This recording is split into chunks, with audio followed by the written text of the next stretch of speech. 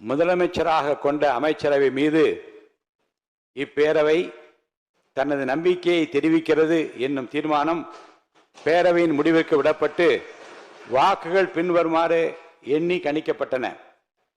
தீர்மானத்தை ஆதரித்தோர் 144,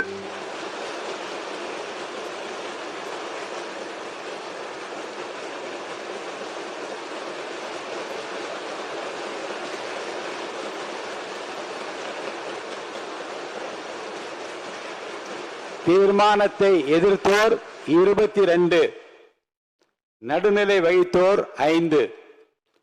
தீர்மானத்தை ஆதரித்தோர் அதிகமாக இருப்பதால் மாண்புமிகு முதலமைச்சர் அவர்களின் தீர்மானம் நிறைவேறியது, வெற்றி பெற்றது. மாண்புமிகு முதலமைச்சர் அவர்களின் தீர்மானம் வெற்றி பெற்றது என பேரவைக்கு அறிவிக்கிறேன். அமருங்கள்.